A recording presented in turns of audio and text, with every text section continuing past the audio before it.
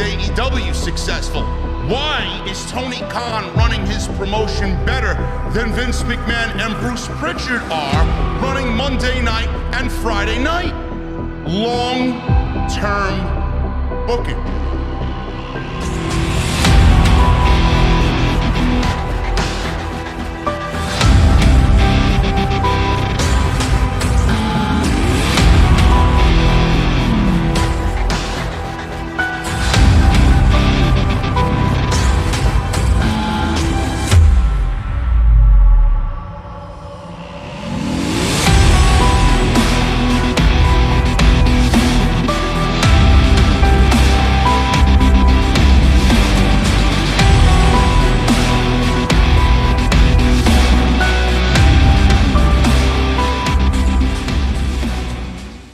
What is going on, guys? Thank you so very much for joining me right here on Off the Script. This is episode 418 for your Monday, February 28th, 2022. I am JD from New York, and as always, this is the OTS venue. Thank you guys so very much for joining me on your Monday afternoons, wherever you may be. Another week of WWE content, one more week closer to WrestleMania 38, and I'm predicting it right now. This will be the worst WrestleMania of our lifetime. I know that's a very tough pill to swallow if you're one of these e-drones on social media, but this will be the worst WrestleMania of all time. I'm predicting that right now. And I got a lot of WrestleMania news today to go over with you guys. Undertaker, he's obviously going into the Hall of Fame. Is he going to be the only name going into the Hall of Fame this year? Is WWE going to give the Undertaker the Hall of Fame ceremony all to himself this year? I got news on that. The big story as of late, especially this week, with Pat McAfee interviewing Vince McMahon on Thursday in studio, is the big rumor of Vince McMahon getting back in the ring to wrestle at 76 years old against Pat McAfee, who is the SmackDown color commentator alongside Michael Cole. How is this going to work? Why is this happening? And what is WWE's current plan for this match at WrestleMania? Because as of right now, this match is listed on the internal line sheet for WrestleMania. It's quite sad, but it will be taking place. According to the rumors and everybody talking about it, this is planned to take place at WrestleMania. So we will go over all of that. I got news on Bobby Lashley trying to get cleared ahead of WrestleMania 38. I got news on the spoilers for the Women's Tag Team Championship match at WrestleMania. And the big one, which makes no sense to me, and I don't know why they went to the lengths that they did to hype this up the way that they did on Friday, only for this news to come out today and kind of blow up the entire situation and ruin anything positive that could be coming out of this match with Brock Lesnar and Roman Reigns. Dave Meltzer is reporting today that Roman Reigns and Brock Lesnar at WrestleMania 38, title versus title, winner take all, unification match, will indeed be a unification match, but WWE is in no way planning to get rid of either championship, and there will be two championships still, one on Raw and one on SmackDown after this unification match. I have to ask the very, very simple and important question, Bruce. Why? Why? I don't know. This is logic that only WWE can comprehend, meaning it's fucking stupidity. So we'll go over that and what Meltzer said because I don't like it. I've been pushing for it. I've been asking for it for a very, very long time. And now you're telling me that we're not going to get a unification match? All right, Bruce, I see what you're doing, bro. You're teasing me. You're cock teasing me, Bruce. I see it. You better do the right thing, man. I'll be at Stanford just like the Young Bucks were during being the elite today. That's a whole nother story. We'll talk about that at the end of the show. But thank you guys very much for joining me on Off the Script. It's episode 418. Follow me on social media at JD from NY206. That's Twitter and Instagram. Make sure you guys go and hit up the channel and find all the other stuff that you might have missed. There's a ton of stuff there, so go check the homepage. Everything you need is right there. Hit that subscribe button down below. Turn on the bell for all notifications. Hit the join button. Become a VIP. Become one of our VIPs. You guys get access to those emotes you could use in the chat during live streams. You could use in the comment section. You get a nice little badge next to your name to show off your VIP status. It's a great deal, man. It's a great deal. Become an OTS VIP, and like I always say, the first round of drinks is on me. Make sure you guys also check out my sponsor for today's show. That's Audible. audibletrial.com/script. You guys are going to get 30 days free of their service and one free audiobook of your choice. Great deal. There's over 200,000 choices to choose from, a lot of which are actually wrestling related. And I know everybody loves some free shit. So make sure you guys go get that. That's audibletrial.com/script. And one very big, important note here on this Monday's episode of OTS. I will not be live for Monday Night Raw tonight. I know that that makes everybody brokenhearted. I know everybody's sad about that, but I actually am going to be drinking with my friend tonight, and we are not going to concern about WWE. And I'm not watching WWE. And that's that. So, the last Monday Night Raw of February, I will not be a part of, guys. I'm sure you will be able to sleep this evening knowing that I did not torture myself with 3 hours of Monday Night Raw. I'll be back live on Wednesday for AEW Dynamite and the major announcement that Tony Khan has for the world of professional wrestling. Whatever that may be, it will be a major announcement. Let's get into the news, guys. Right at the top, we're going to start soft, and then we're going to build up into this illogical bullshit that WWE has gotten themselves into, according to Dave Meltzer. Let's start off with The Undertaker. We got an update on The Undertaker and him possibly being the only act in this year's Hall of Fame. Now, I talked about The Undertaker going into the Hall of Fame a couple weeks ago on the SmackDown post show when it happened. And this is the most deserving of accolades for anybody in the Hall of Fame. I even said, just give him 2 hours to just go over road stories and thank everybody he needs to thank, maybe reminisce on some of his most important matches and reminisce about the origins of the character. We talked about who possibly could be inducting him into the Hall of Fame. I know the idea of Vince McMahon is out there, Bruce Pritchard, being that Brother Love was so closely in line with the act when he made his WWF debut, Shawn Michaels, Triple H, which is a long shot, or my favorite of them all, and that is Mick Foley. Mankind, Dude Love, Cactus Jack, Mick Foley. I think that would be a great sight to see, as I think Mick Foley is the Undertaker's greatest rival in his entire career. I said it would not bother anybody if Undertaker went in. I mean, he's good enough to sell out whatever they're trying to do. And this is taking place after SmackDown, the Friday right before night one of WrestleMania. So people are going to be there for SmackDown anyway because it's going to be the go-home show. Those people are going to be treated to a Hall of Fame. So I don't know why The Undertaker wouldn't be the only one. I think he's probably one of a select few that actually deserve that honor. But it's not going to be that way. It's not going to be the case.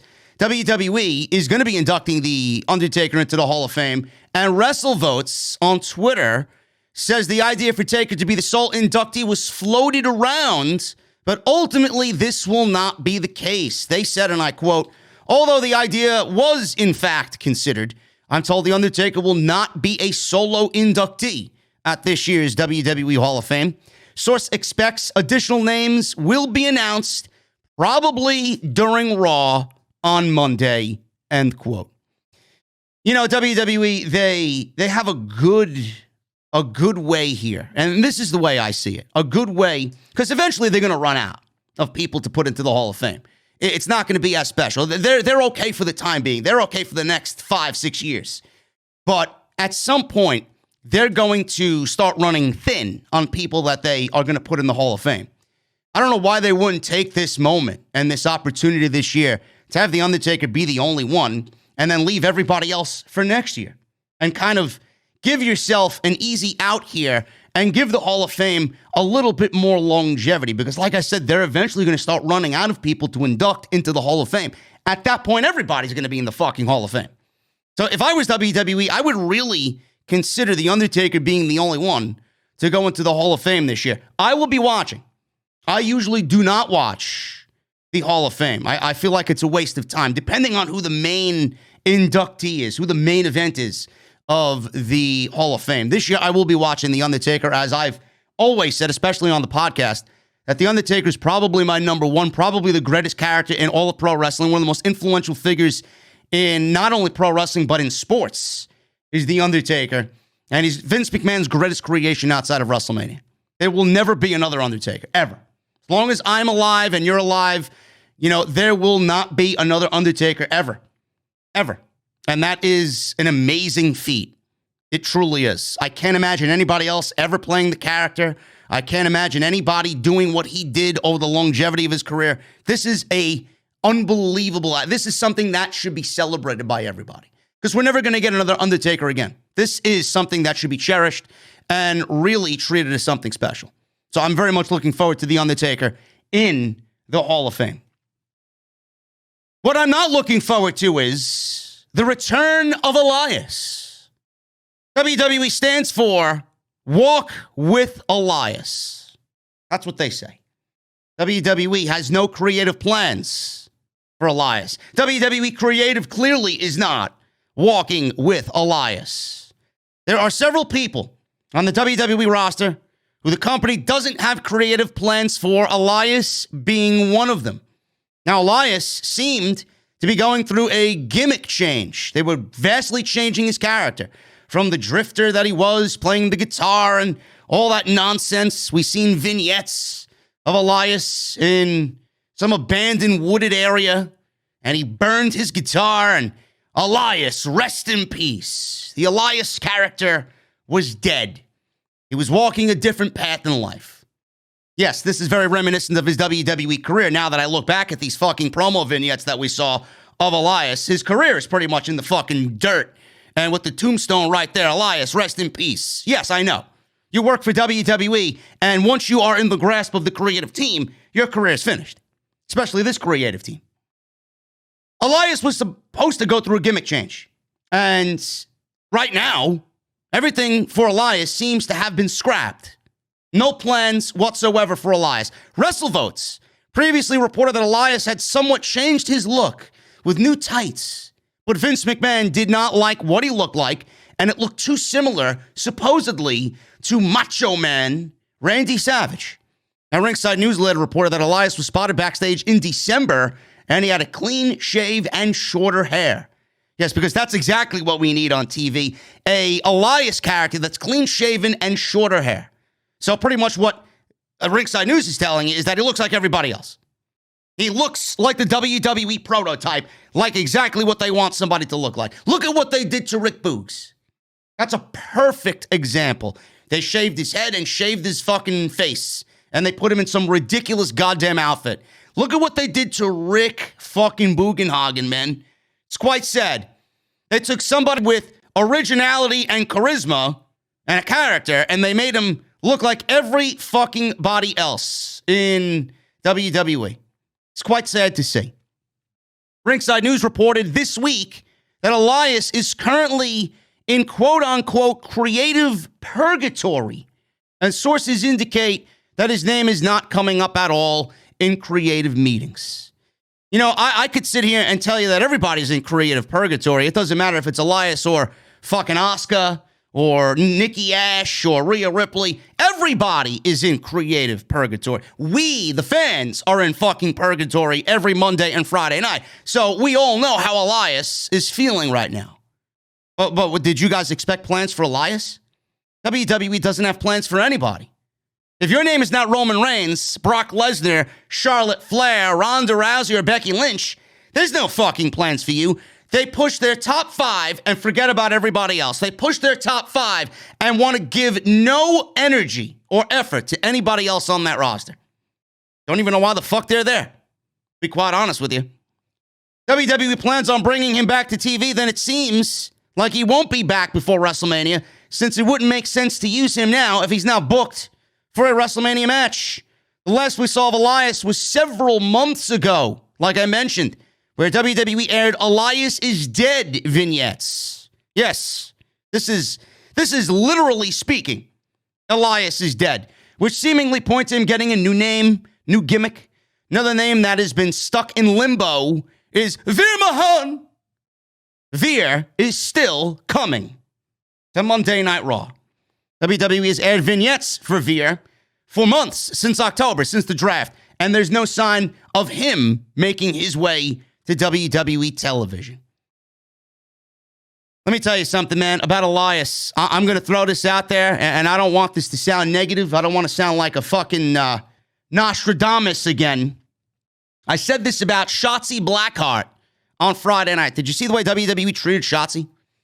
Naomi had no fucking anything to do in that match with Sasha and Shotzi on Friday Night SmackDown. Naomi got an entrance, and all she did was sit at the ringside commentary table to talk about whatever the fuck she's going on with or going through with Sonya Deville and Charlotte Flair. She got a ring entrance. She didn't even wrestle. Shotzi wrestled Sasha Banks and did not get a ring entrance. She got what we call the jobber's entrance. She didn't even get a ring introduction by the ring announcer on Friday night. Just like I said about Shotzi, and I mean no disrespect to Shotzi. I love Shotzi. I would love to see Shotzi get an opportunity. But Shotzi and Elias and anybody else that is in this boat, in this creative purgatory, no doubt in my mind, come after WrestleMania, when we start to get the feeling of more budget cuts are looming, those two names, I know it for a fact. I hope I'm wrong. I really hope I'm wrong. Those names will be on Nick Khan's budget cut list for sure. Elias is gone. Shotzi is finished. And anybody else that isn't being used right now more than likely will be on the budget cut list for Nick Khanman in WWE. This is presumably after WrestleMania, if it falls in line with all their other release dates over the past couple of years. I hope I'm wrong. I really hope I'm wrong. Elias, he was a dead act. As soon as the pandemic hit, that character took a fucking nosedive into the grave that they were recording this vignette with. So I don't know why they are pushing to give him a new character when we all know that they don't want him back on television. If they wanted him back on television, then there would have been a creative push to get this guy back on television. I think everybody kind of knows that no matter what they do with Elias, it will probably fail because there wasn't any fan investment in what he was or who he was when he was actually on television. And then WWE, whatever they had as far as that fan investment, they fucking killed it because of their lack of creativity. Then the pandemic hit, and the whole character really fed off of a live audience. When they didn't have that for Elias, the character was pretty much dead in the water. And now they're trying to change who he is and introduce him back under a new character when we didn't give a shit about him in the first place. You want us to now care because he got a new character? Still the same Elias. It's still the same Elias that can't fucking wrestle. The same Elias that we have no interest in. So you're better off just cutting your losses and moving on. That's what I would do. I hope I'm wrong. I wish they gave him something to do. If he looked like Macho Man Randy Savage, I think people would actually get a kick out of that. I don't know what the fucking character entailed. I don't know if it was a direct ripoff. He does look like Macho Man Randy Savage in his facial features and with the facial hair. I could see it. But give it a chance. Give it a chance. WWE won't give anything a chance to anything. And the reason they do that is because for fear of it actually getting over. If WWE wanted this guy on television with this Macho Man Randy Savage gimmick, they would have put him on television. But WWE fears that it may actually work out. And Macho Man's one of the most beloved characters in all of WWE history. So they don't want that to get over. They don't want anybody to get over unless they say so. Elias is dead. So is Veer. So is Shotzi. So is Asuka. So is Shayna Baszler. All these people are dead. Dead. Because they're not the top five, the big five in WWE. It's quite sad. Speaking of Asuka, WWE has no creative plans for Asuka for her WWE return. You don't say. You don't say, man. Wow. Color me fucking shocked. They don't have creative plans. Vince wakes up with no fucking creative plans, man. The only plans that he has is his grocery list. He needs that refrigerator packed to the gills. That fat slob, Bruce Pritchard. That's why he's so red in the face. He can barely digest his fucking food. Asuka. She's ready to come back. Hasn't been in a WWE ring for some time. Asuka's been a fan favorite ever since she arrived on the main roster in NXT. Most dominant woman in NXT history is Asuka. But we won't remember that because that's Triple H's NXT. Asuka has teased and titillated fans with the idea that she will be back very soon. So WWE fans are wondering why they aren't seeing Asuka on television lately. Rumors came and went about Asuka making a return at the Royal Rumble. We didn't see Asuka in the Royal Rumble. Now it's WrestleMania season. We're 5 weeks from WrestleMania. No sign of Asuka. No sign of Bayley. So when all of this starts to materialize and develop, people start asking questions. Now the rumor became, Asuka, she's come back to TV. She's going to have a big role at WrestleMania. Asuka's going to be number 30 in the Royal Rumble. We didn't see any of that shit. Why is that? People even thought Asuka was going to be the 6th woman in the Elimination Chamber. They gave that to Alexa Bliss. And she did nothing in that match. Same gimmick, same old boring Alexa Bliss, same old Bray Wyatt ripoff Alexa Bliss. News has been very weak in regards to Asuka's status. Nothing is really known at this time. The reason for her absence has now been reported by Mike Johnson of PW Insider, and he noted when he was asked about Asuka's return that WWE simply has nothing for her creatively. Just put her on television. Everybody in that women's division has nothing for them creatively except Becky Lynch and Bianca Belair. So what's the difference between Asuka on TV and Rhea Ripley? What's the difference between Asuka and Nikki TRASH? What's the difference between Asuka and Carmella? Asuka and Zelina Vega? Asuka and Naomi? Or anybody else? Asuka and Dana Brooke. You mean to tell me that WWE actually has the fucking effort to put Dana Brooke on television, but they can't find anything for Asuka to do on Monday Night Raw? Now, I know you guys are fucking crazy, but you can't tell me that you're that fucking creatively bankrupt. That you can find something for Dana Brooke to do on television, but Asuka can't find her way to television. It's unbelievable. Just get the fucking woman on television and let her beat some ass. That's what I say. Nothing yet, says Mike Johnson. The hope internally was for Asuka to return this month, but obviously there's been nothing for her creatively. Other than hearing from fans who spotted her in Los Angeles recently, we haven't heard anything additional on the Asuka front. Don't expect her at WrestleMania unless there's a women's battle royal and WWE wants to bring everybody back. But I don't know why they would do that. That Women's Battle Royal and the Andre the Giant Memorial Battle Royal are two of the biggest waste of matches in all of WWE all year. It's only a way, WWE's pathetic way, to get everybody a fucking spot on the WrestleMania card, and that is not something that they should really be in business with. If you deserve to be on Mania, great. But don't give me a fucking match that nobody gives a shit about and then expect me to care when those spots aren't really deserved. I don't want to see everybody on the fucking show. The spots on the show should be reserved for those people that are in actual matches and storylines and who mean something to television. Asuka hasn't been on television. I would save her for the Monday Night Raw after WrestleMania. That would make it more special. That would make Asuka a little bit of a bigger deal because that is the one night where returns happen. And Monday Night Raw after WrestleMania hasn't felt like the Raw after WrestleMania in a very long time. So I would actually save that for that. And if Cody Rhodes is there, again, I wouldn't put Cody Rhodes on WrestleMania's card. I would not put him against Edge.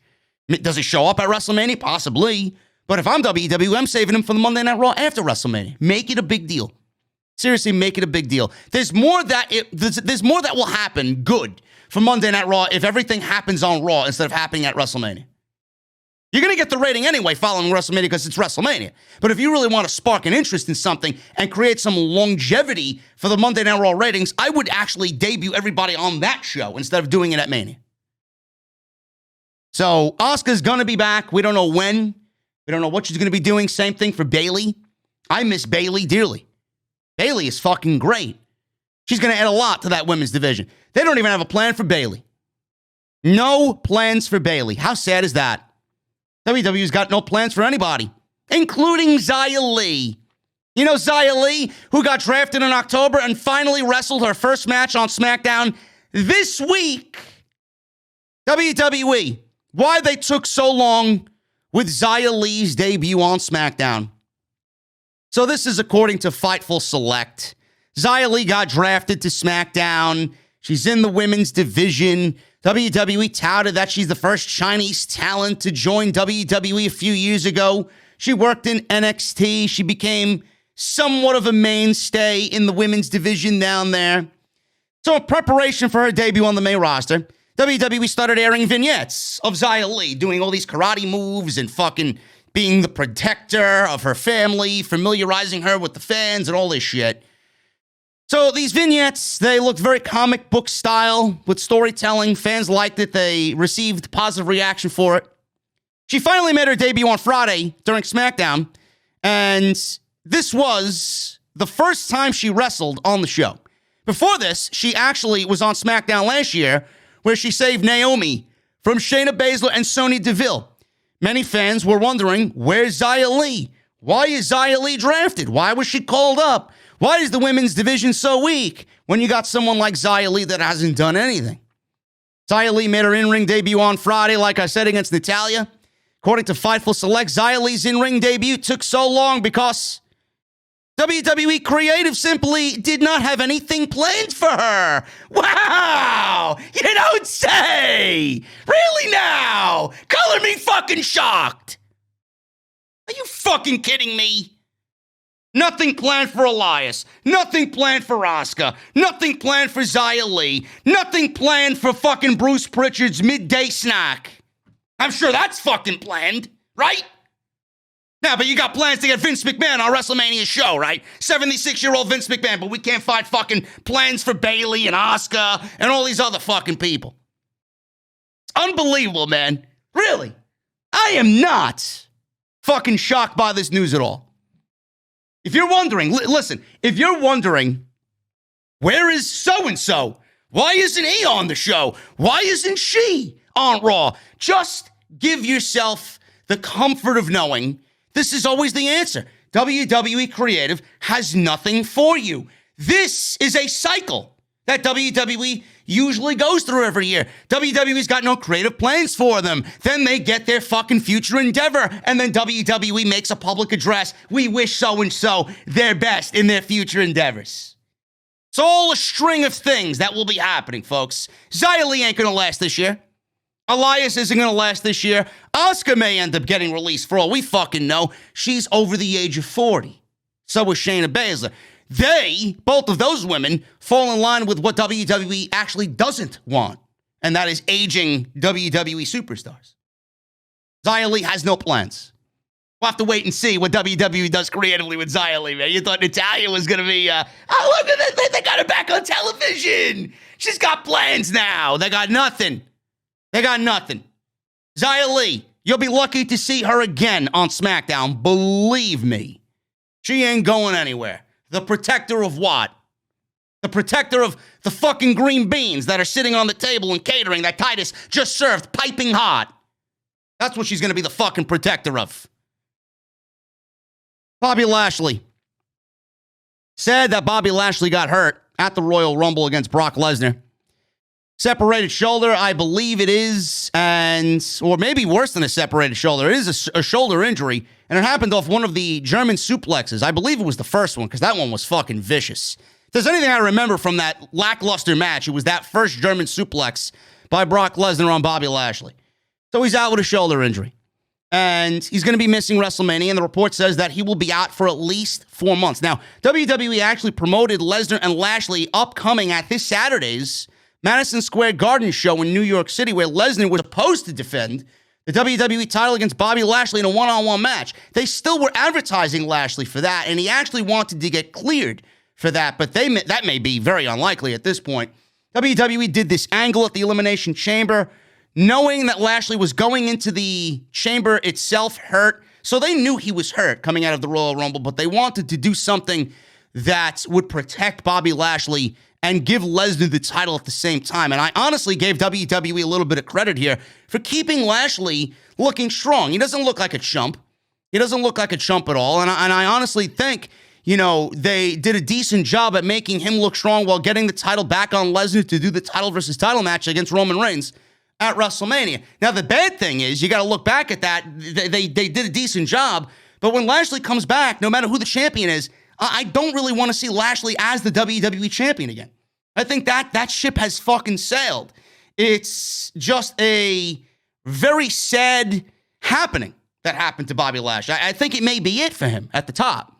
I don't know what they're going to do when they get him cleared and back on the show. Maybe they do have him go after the championship again, but I think I'm done on Monday Night Raw seeing Lashley as WWE champion. It's just a string of bad luck, and you can't help that. He wanted the match with Lesnar. It was going to be a physical match. The match sucked, but he got hurt in the process, and I genuinely feel bad for him because he's been on a career resurgence on Monday Night Raw, and he's been doing some of the best work of his WWE run on Monday Night Raw. WWE seemingly pulled him from the MSG show. They did advertise him and then pulled him. He's trying to come back, but it's very unlikely. Ringside News is reporting that they were told that Lashley is trying to get medically cleared, not only for Madison Square Garden, but WrestleMania. He did undergo medical testing for his shoulder with doctors, WWE doctors, in Birmingham, Alabama. So he went to go visit Dr. James Andrews down there. And he works with all the WWE superstars when they have a serious, legitimate injury. Also, if you're being sent to Birmingham, that doesn't really bode well for you because if you see Birmingham, Alabama on your plane ticket, then you're probably going to be out for a very long, extended period of time. So I hope that it's not serious, but he's trying to come back for WrestleMania. I don't even know why he's trying to come back for WrestleMania. If he does, where would he be slotted in? There's nothing for him to do. They can't even find something for Seth Rollins and Kevin Owens to do. They're going to find something with Bobby Lashley? Might as well not even bother at that point. It's commendable of him. I love the effort for him to come back. He doesn't want to miss WrestleMania. I don't blame him for that. But where are you actually going to be slotted in? Just rest and take your time and get better. There's no rush. This comes after WrestleVotes reported earlier in the week that WWE plans right now are still fluid. Things are always changing. They're keeping things very loose in case something comes up. Then they can change it. They don't want to solidify anything completely because of the ever-evolving WrestleMania plans. Very fluid and creative is leaving space in nearly every storyline to allow major flexibility. That includes Bobby Lashley.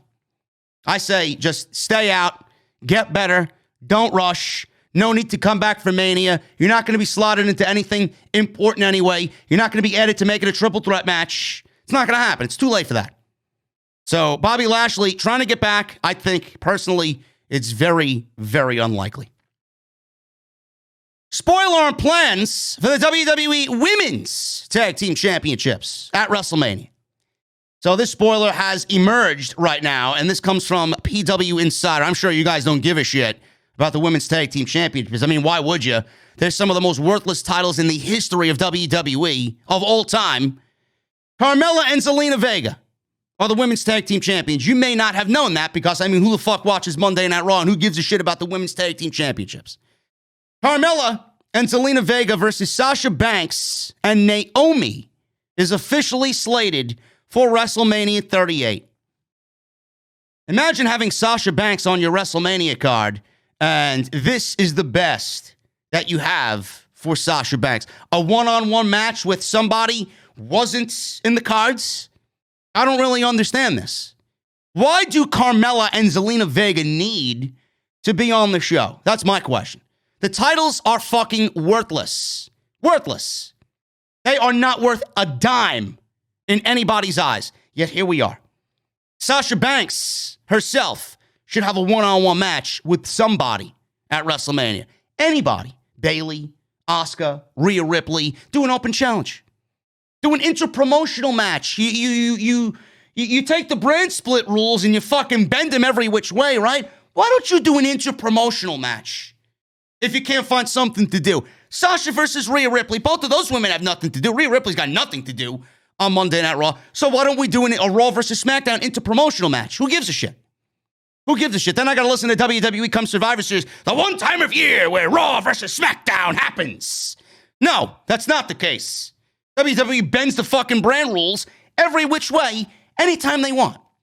But Rhea Ripley's got nothing to do on Monday Night Raw. Sasha Banks clearly's got nothing to do. She's too good for fucking this tag team title match. But this is the best you got for Sasha Banks. The one positive here about Sasha Banks and Naomi is that Sasha will eventually, I'm assuming they'll win, she'll get her WrestleMania victory. She's 0-6 at WrestleMania right now. She'll finally get that WrestleMania victory. I would have liked it for that to come in a solo match, a singles match, but I guess beggars can't be choosers here. Everybody's online. Oh, this makes sense. This makes sense, man. As if Team Bad was the fucking NWO. They were more influential than NWO and D-Generation X put together. They were a part of Team Bad, man. This makes sense. How does this make sense? What part of this makes sense? Sasha Banks has nothing to do. She's more popular than everybody on the fucking roster. She deserves a one-on-one match. Naomi was still in the feud with Sonya Deville. Okay? I had people come at me, attack me. I quote tweeted Sap, and I tweeted him. I'm like, well, I don't understand this and why this is happening. Why didn't they tie up loose ends with Naomi and Sonya Deville? Oh, the feud with Naomi and Sonya Deville was over, some geeks on Sap's thread said. What the fuck are you talking about? What are you talking about?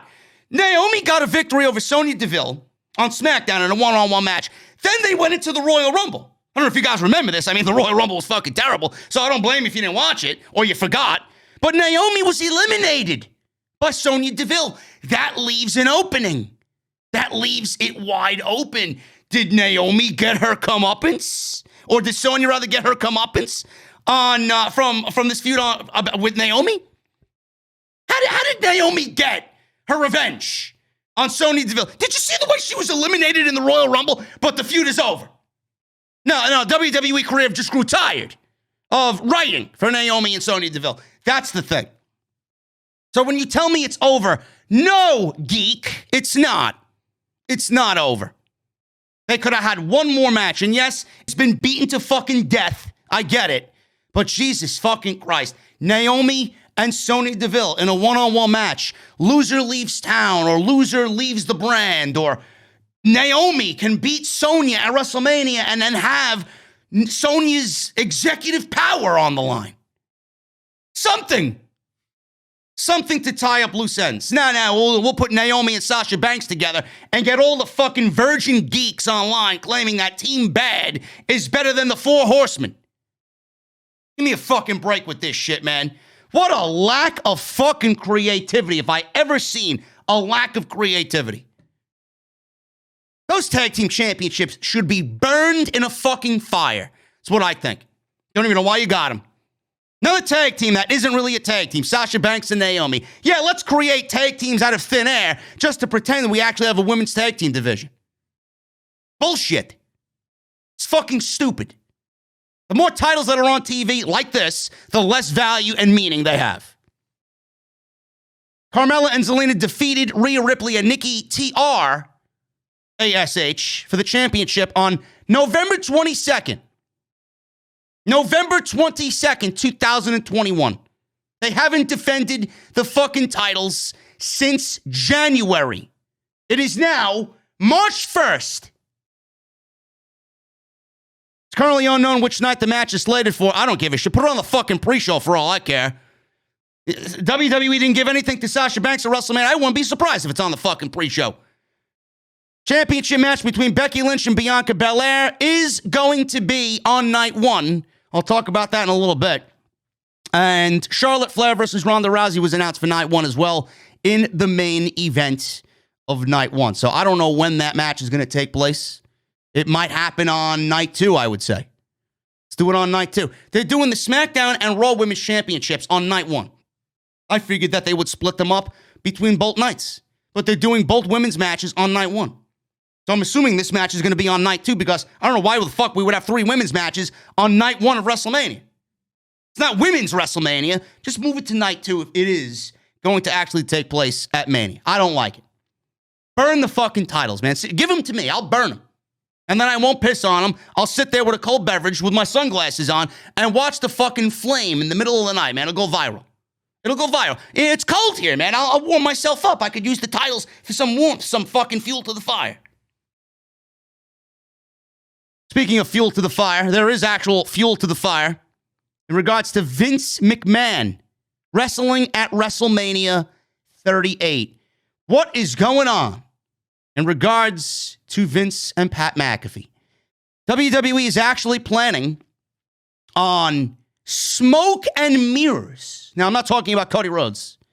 Smoke and mirrors for Vince McMahon's match at WrestleMania.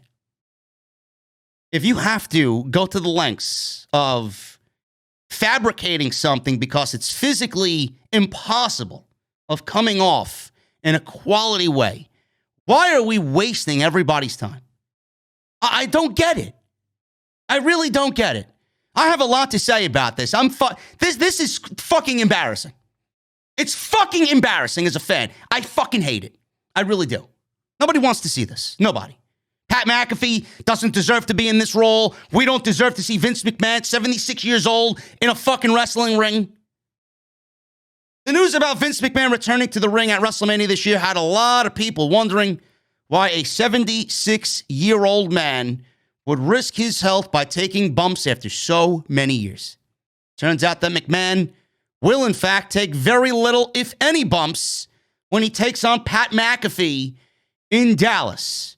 Now, we don't even know how this match is going to actually come about. Vince McMahon's going to be on the Pat McAfee show on Thursday in studio. I don't know how he's going to come off. What's going on, Pat?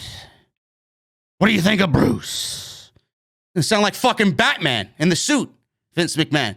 You can barely hear him fucking talk. He's mumbling. Like he's got a mouthful of fucking marbles, Vince McMahon. Hey, what's going on, Pat? Nobody wants to see this. Vince McMahon in a ring. How's it going to come about? Is Pat McAfee going to make fun of WWE shit creative writing? Yeah, Vince, I think SmackDown sucks. We could do a lot better on SmackDown. And that's going to lead to a match? I'd love it. I would love it if something real came out of it. Pat McAfee goes on Thursday's show. Yeah, Vince, SmackDown's weak. Raw's the better show. Why am I not on Monday Night Raw? I can't watch this fucking show every week. I do it because Michael Cole's a great guy. But SmackDown, man, it sure sucks every week. Your creative is fucking god-awful, man. You gotta go. You gotta go. You don't know any fucking talent anymore. You don't have your finger on the pulse. You don't know how to create new stars. I wish. It's like wishing on a fucking shooting star. Like something like that happening, but it's not gonna be. It's not gonna be. I don't know how this match is gonna come about. I really don't. Dave Meltzer reported on the Wrestling Observer Live that this will be a smoke and mirrors match. Basically, what that means is expect to see things happening around the match. This would most likely mean that there would be interference with somebody else taking bumps for McMahon.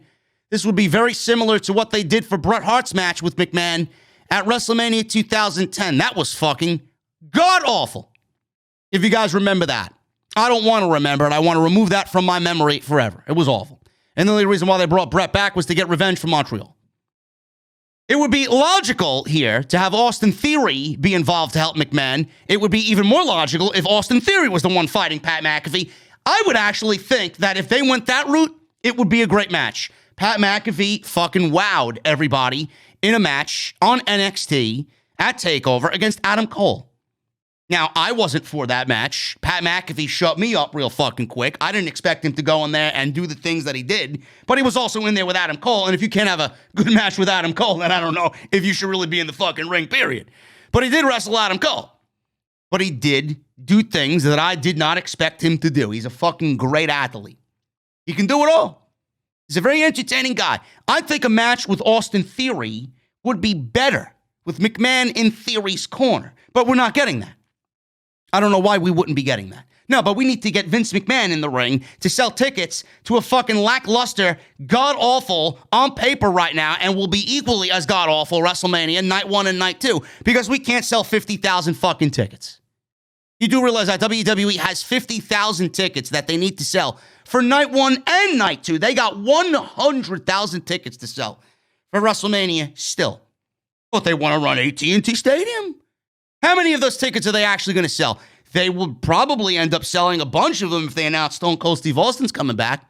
I would assume that a lot of people would want to be there for that, right?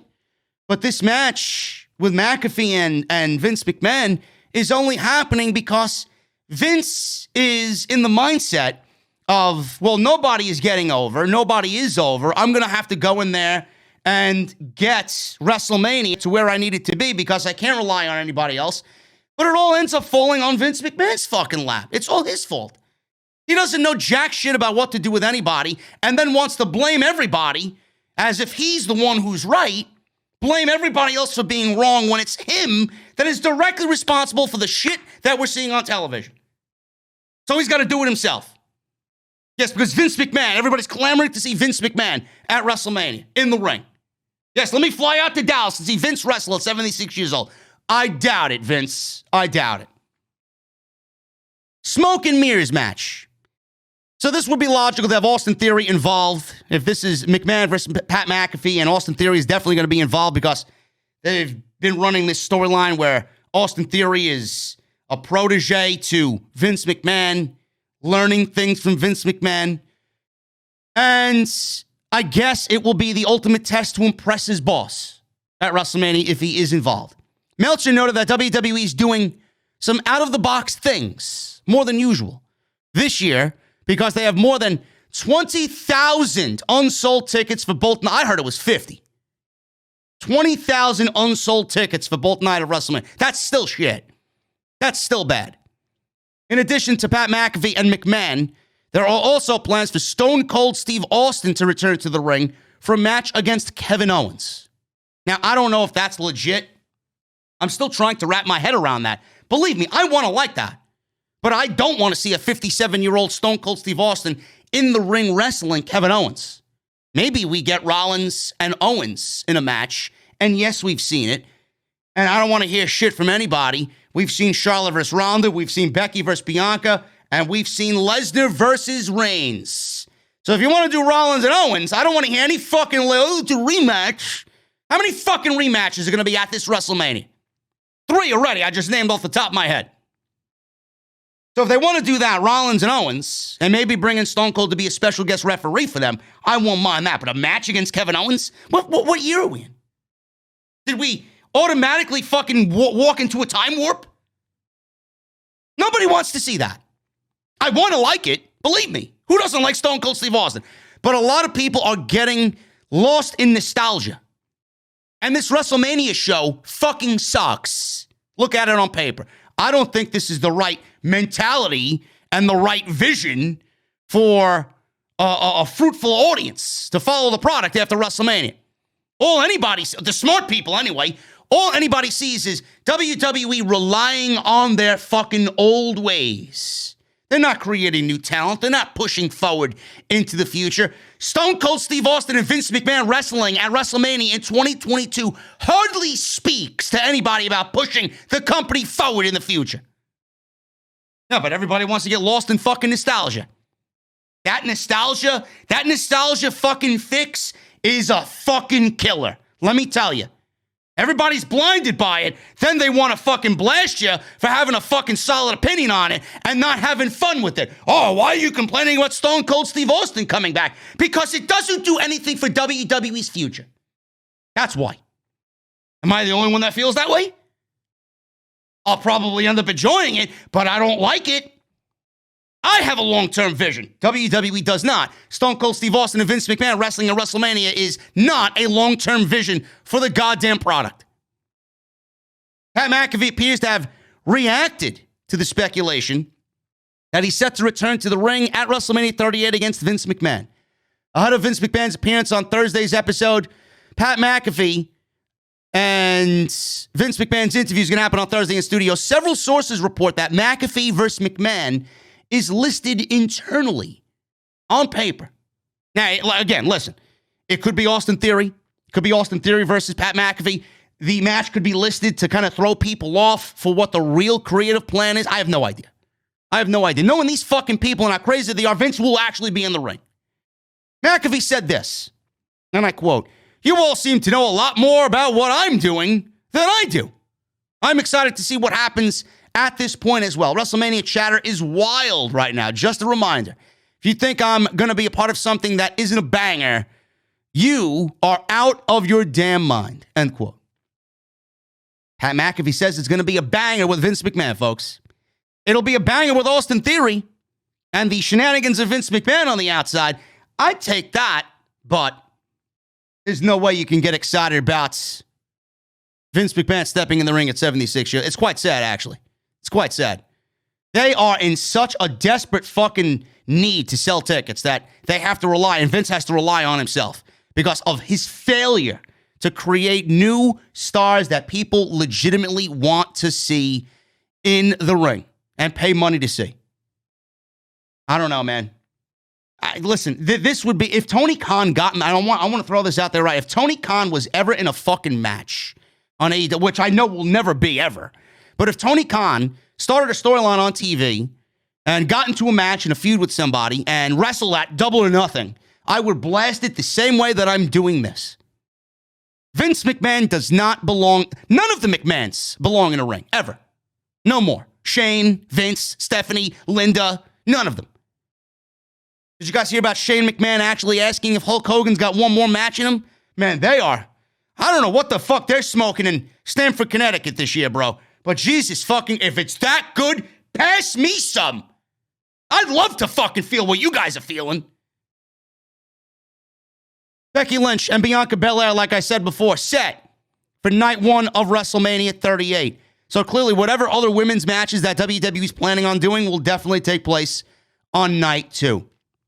So Becky Lynch and Bianca Belair for the Raw Women's Championship is happening on night one of WrestleMania 38. WWE previously announced that Charlotte and Ronda Rousey, that's her new name, Charlotte Flair and Ronda Rousey, fucking lifeless corpse out there, man. Oh, well, yeah, I'm going to WrestleMania. I broke my hand, and then I broke my other hand, and then I had a baby, and then I won the Royal Rumble, and I'm going to challenge Charlotte Flair, and I'm going to win the SmackDown Women's Championship, and I'm going to tell Charlotte that she's a bitch. That's Ronda Rousey.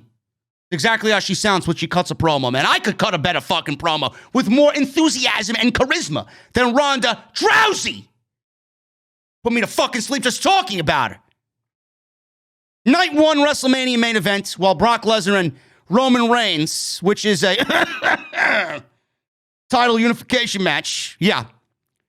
Title unification match. That will headline night two. WrestleMania right now on paper looks like this. Possibly the worst I've ever seen. Roman Reigns versus Brock Lesnar. Becky Lynch versus Bianca Belair. Charlotte Flair versus Ronda Rousey. Logan Paul and The Miz versus Rey and Dominic Mysterio. Booyaka. 619. And Sami Zayn versus Johnny Knoxville for the WWE Intercontinental Championship. Whoever put this WrestleMania card together, man, Jesus fucking Christ, please give me their name and their number. I need to see that they are immediately fired. How could you fucking be happy with yourself if this is the WrestleMania card? Becky Lynch and Bianca Belair. Oh my God, I can't wait. Yeah, Becky Lynch is going to get what's coming to her, man. Bianca's going to get her revenge for the 26 seconds, right? What good does it mean? What good does it mean? Look at the division. Did Becky Lynch make the division any better? Did she make the Raw Women's Championship any better? Is Bianca Belair any better coming out of the 26 seconds from what we saw then to where she is now? No, no, and no. Strike three and you're out. Becky Lynch is fucking worthless and useless. And so is this fucking match. Everybody on social media is going to be, oh my God, long-term booking. WWE did not. You got to be out of your fucking mind. You think WWE, you guys thought WWE had long-term booking in effect when they decided on Bianca Belair losing in 26 seconds. You guys thought from that, yeah, we'll have Bianca lose in 26 seconds and then, yeah, we'll do the rematch at WrestleMania. You guys are fucking comedians, man. You guys are fucking hilarious. Give me a break. Give me a fucking break, man. You guys think that was the case? Jesus fucking Christ, man. You guys are worse than Bruce Pritchard, let me tell you. Let me tell you, man, this shit sucks. The division is fucking trash. When Bianca Belair wins the fucking title and her first title defense is against Lacey Evans, I want to see everybody fucking chatter on social media, man. Watch. If it's not Lacey Evans, it better be Bayley or Asuka or somebody. Maybe it'll be Rhea Ripley. You know what they need to do with Rhea Ripley? Turn her heel. I'd like to see Bianca Belair and Rhea Ripley face versus heel. That'll be something fresh. But if it's fucking Lacey Evans, don't let me tell you I told you so. You know she's due back. She got more charisma than Ronda Rousey, though, I'll tell you that. And she had a baby. Eric Bischoff, speaking of Ronda Rousey, I found this quite interesting. Eric Bischoff doesn't think Ronda Rousey is happy in her role. No shit. A blind man could fucking see Ronda Rousey isn't happy in her role. Eric Bischoff says, I'm looking at her in the ring and she's not an actress. Yeah, no shit. She must be fucking working as a salesman on the floor at fucking Sleepy's, Ronda Rousey. Yes, would you like this soft top? Ronda Rousey. And then she can give fucking in-store demonstrations. Ronda Rousey. On this week's 83 Weeks podcast, I guess he's had enough of talking about 83 weeks, right? How many more weeks we got on 83 weeks? About his WCW run. I think we're running low there, Eric, right? Talked about Charlotte Flair. Was asked if Charlotte Flair should be the babyface and Ronda Rousey be the heel going into WrestleMania. I would absolutely switch the roles. I would. Ronda should absolutely be a heel. She fucking hates the fans for booing her, and now she's got to come out and fake smile. You see it all written on her face. She fucking hates us. Because we know better than she does. She's a fraud. She doesn't belong there. She's only there for the paycheck. Her being there is not going to enhance the division or get anybody else over. Yeah, Ronda Rousey, what is she going to do that she didn't do the first time around? Where WWE fucked things up. That Ronda I liked. This Ronda, I'm not happy to be back. I wish she'd go away. I'd wish she fucking float off into dreamland. Ronda Rousey. Seriously. You guys ever play Mike Tyson's Punch-Out? The Sandman, right? He was before Super Macho Man, right? In Punch-Out. And Super Macho Man was a fucking savage. I couldn't beat that guy to save my life, man. Holy shit. You know who's the worst? Bald Bull. It was fucking... I don't know why. I don't know why Bald Bull was the worst guy. And he had that fucking backward... that he like jotted backwards. He hopped backwards. And then he did that fucking upper... You play that game for the first time and you try to counter that guy, he'd knock you out every fucking time. Little Mac was dead every time you try to uppercut him in the bolt charge he used to do. It's crazy. Ronda Rousey should be in Mike Tyson's Punch-Out, man. She should replace the Sandman in Mike Tyson's Punch-Out. She'll send everybody to fucking dreamland with the way she cuts a goddamn fucking promo.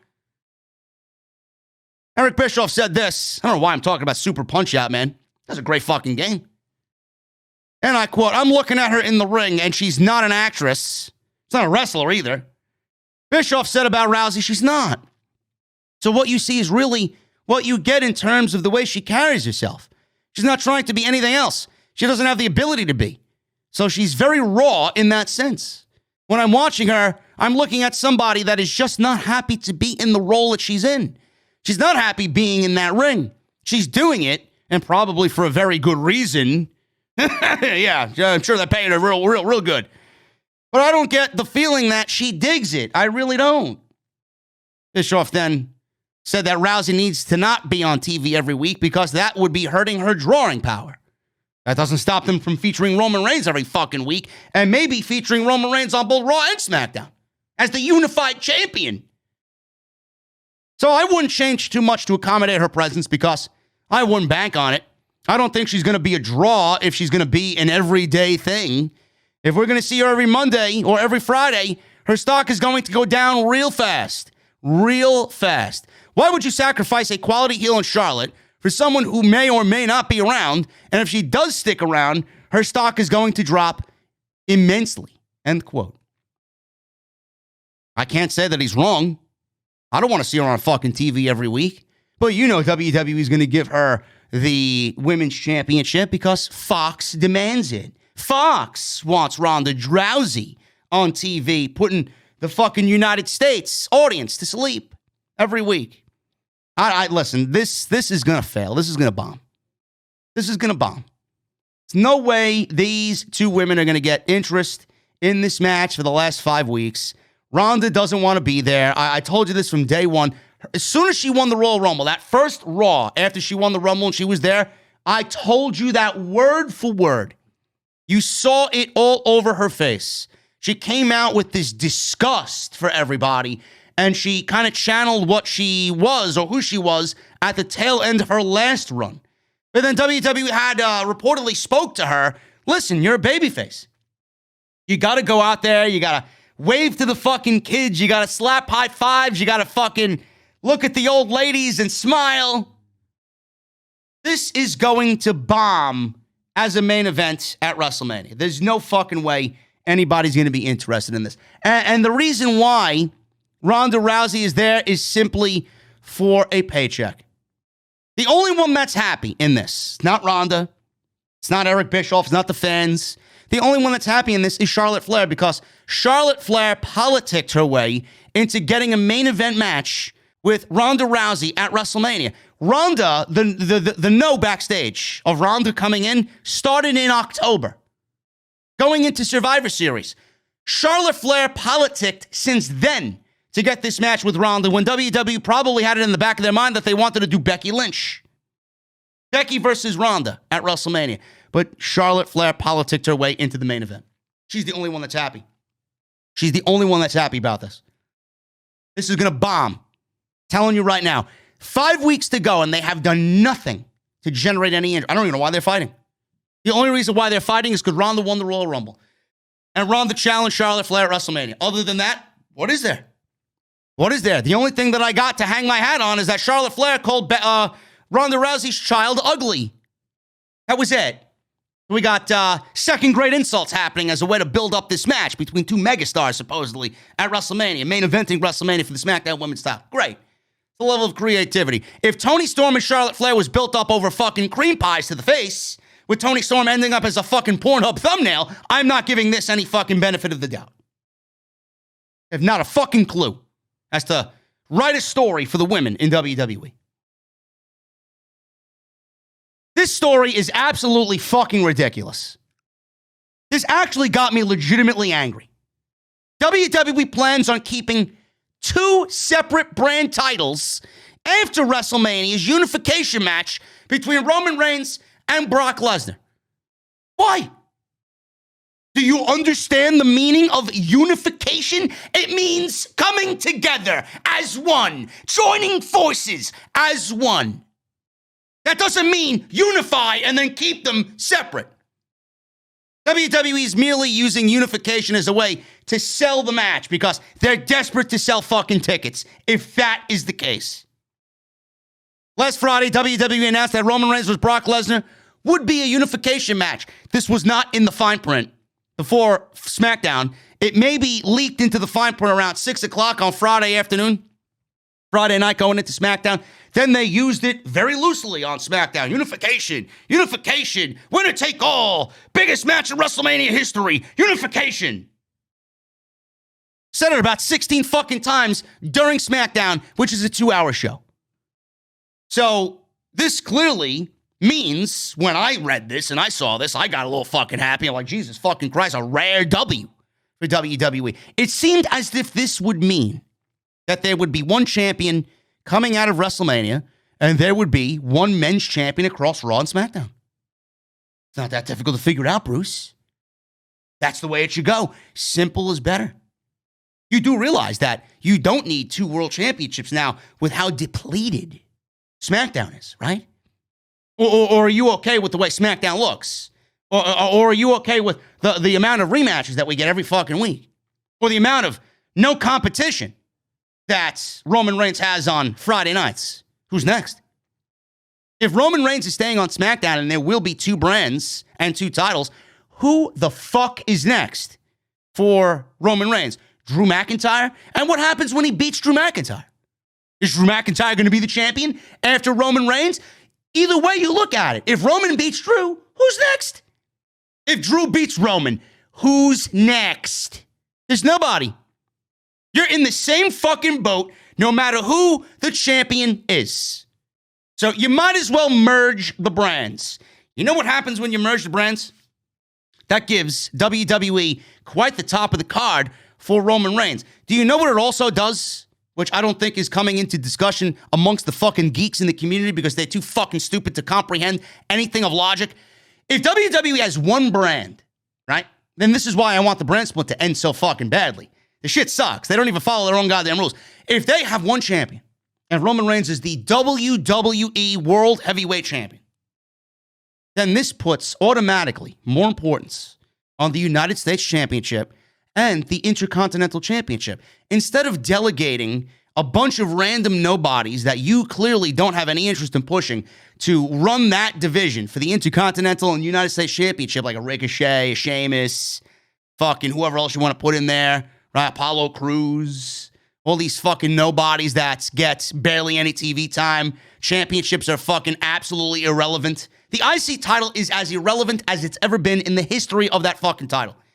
When you have one champion, one major championship, it automatically puts importance on the other championships. So whoever is in the top challenging Roman Reigns, it could be AJ Styles, for example. Let's use AJ Styles. It could be AJ Styles versus Roman Reigns.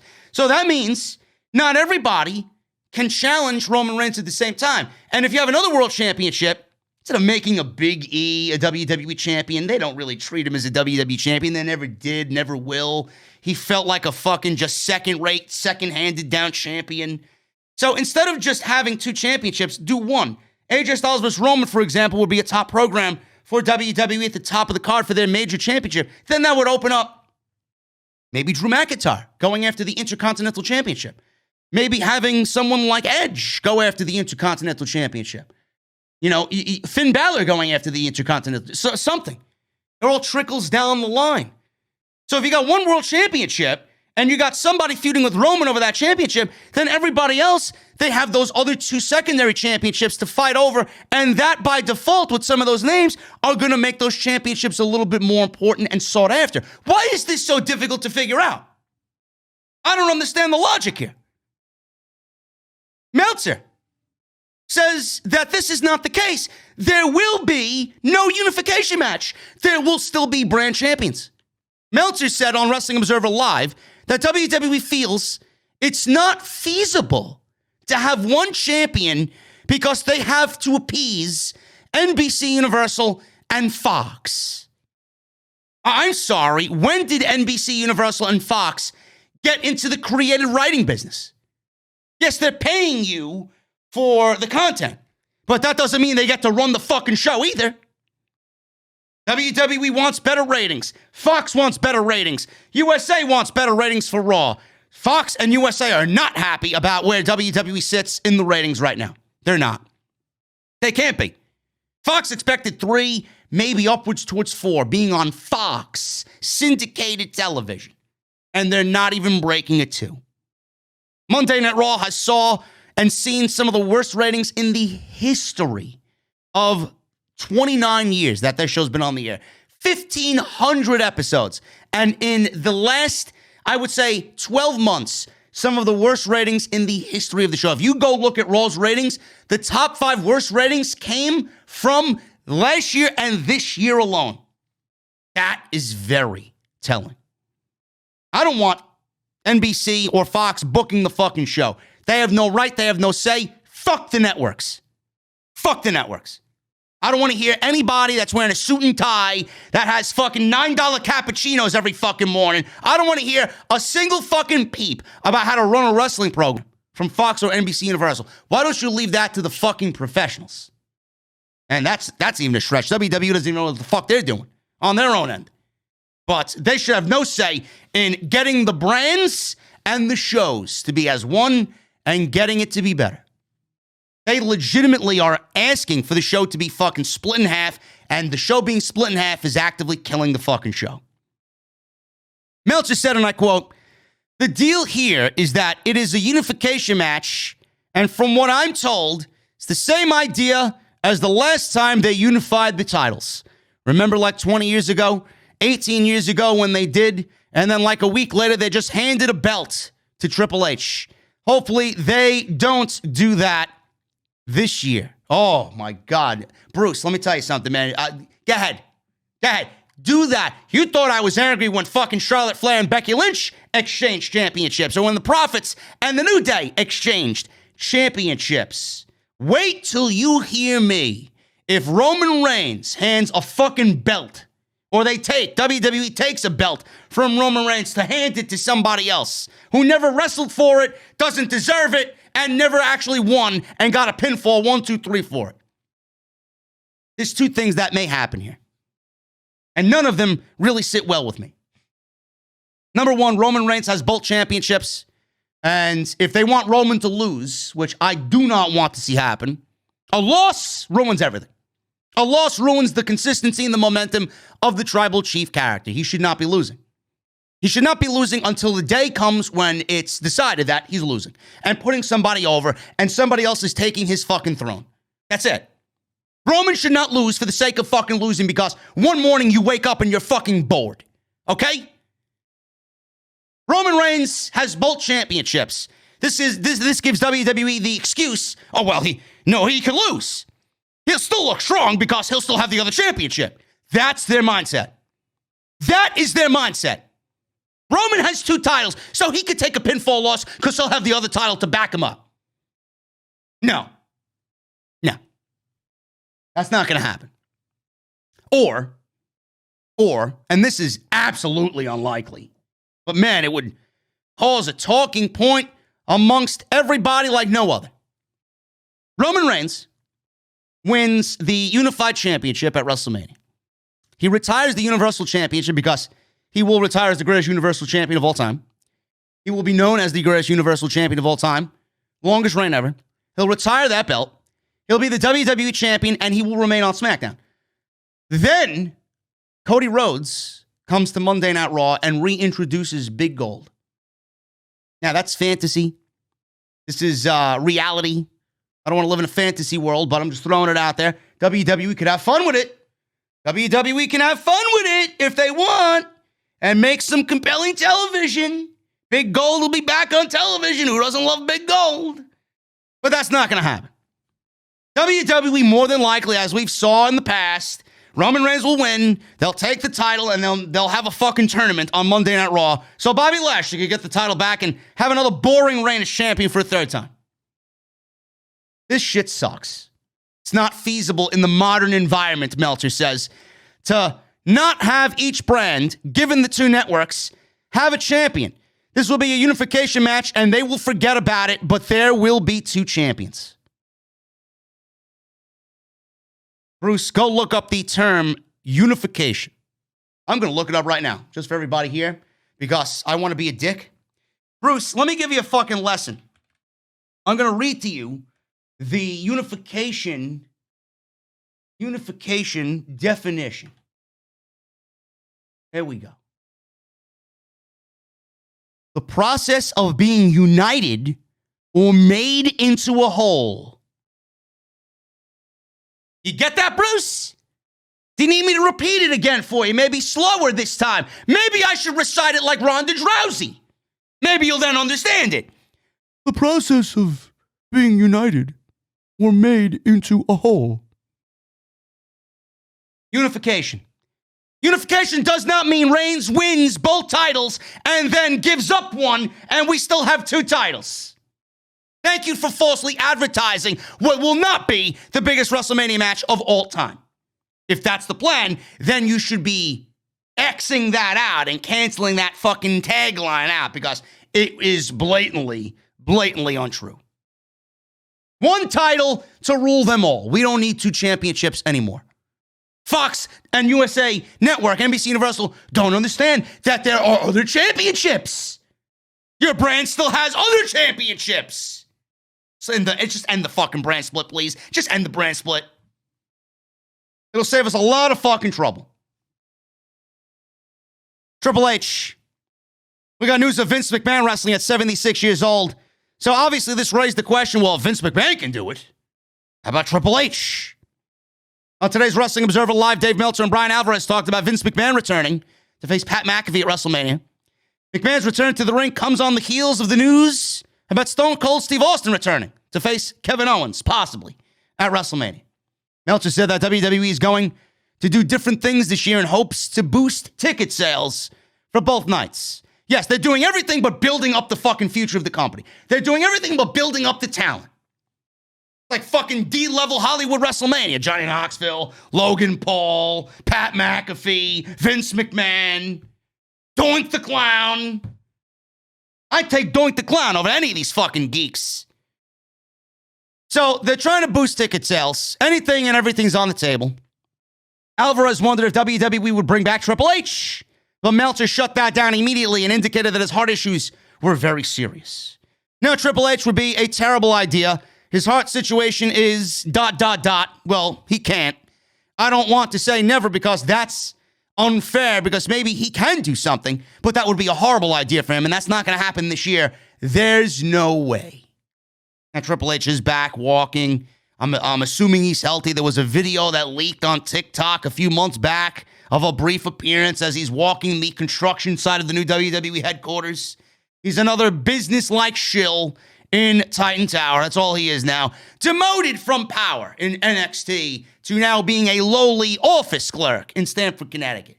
Well, he gets everybody fucking coffee. Hey, yo, Paul, I'll take a cream and sugar, please. Hey, yo, Paul, I'll take a chai tea. Hey, yo, Paul, we got hot chocolate. Hey, I'll take a hot chocolate. Marshmallows on the top, bro. Extra pump of chocolate. What fucking Paul Levesque's doing in Stamford, Connecticut, Titan Tower right now. Aside from this video, he was on NBC News in a rare appearance. He's been doing the NIL program. He's in charge of that because his ways of recruiting talent were fucking terrible, according to Bruce and everybody else. So now they got him doing what they want.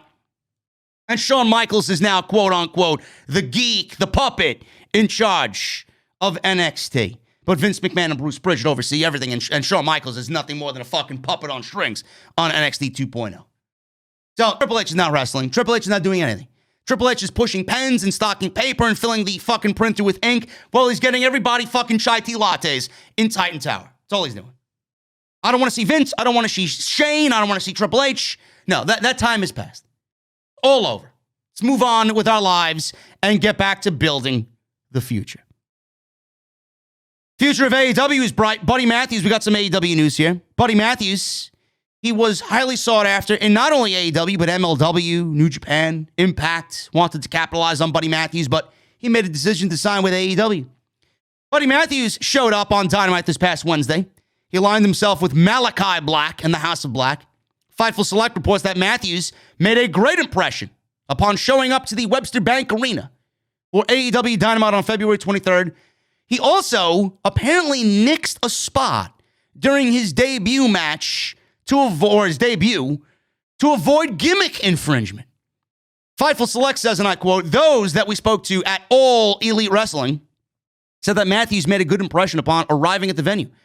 There was said to be another spot that particularly made a good impression, but he had planned to do a spot, but he nixed it when he found out it involved him using another person's finishing move.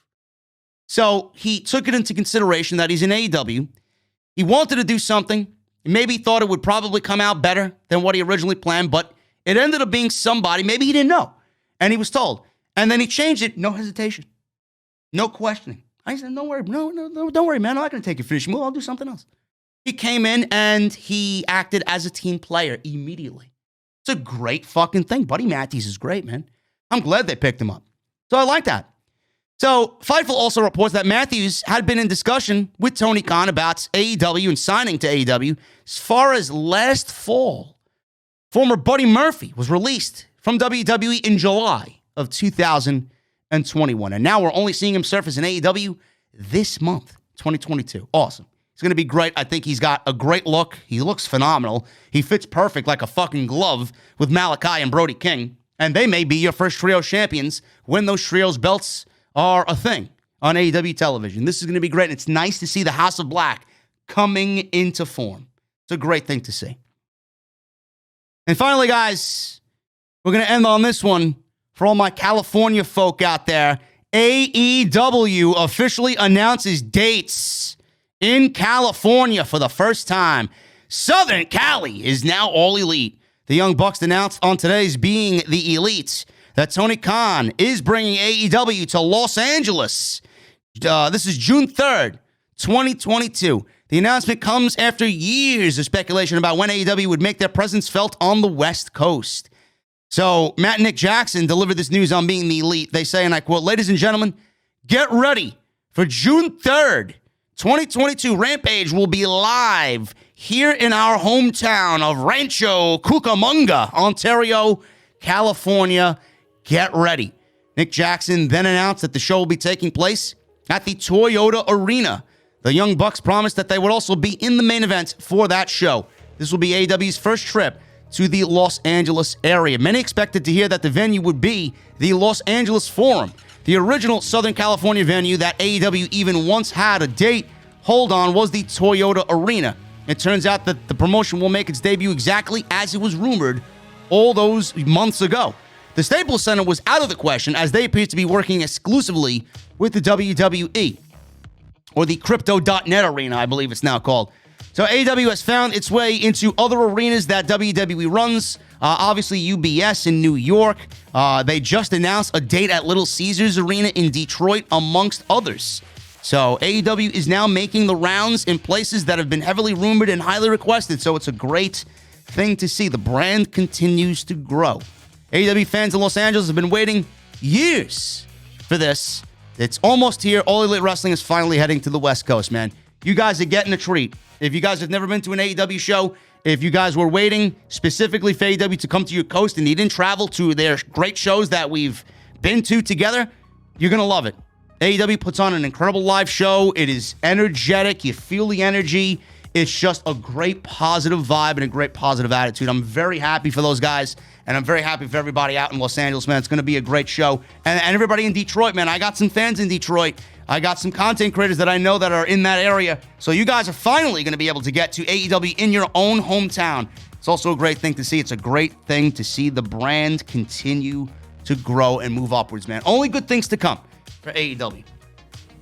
I am getting out of here, man. Thank you guys very much for what I thought was a great episode of Off the Script today. If you guys enjoyed the video, please hit that thumbs up. Let me know what you guys think down below in the comments section. Hit that subscribe button down below. Turn on the bell for all notifications. Again, I will not be live for Monday Night Raw tonight.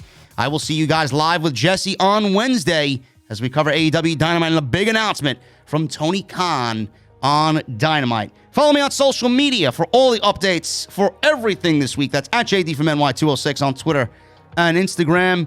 Go check out all the other videos if you missed anything from the prior week. And once again, thanks to my sponsor for today's show. Go get 30 days free of Audible on me. It's 30 days free and one free audiobook of Audible. audibletrial.com/script. Thank you guys very much. Again, hit that thumbs up. Let's try for 1,000 likes minimum on today's OTS. And I'll see you guys back live on Wednesday for OTS and AEW Dynamite. See you guys later.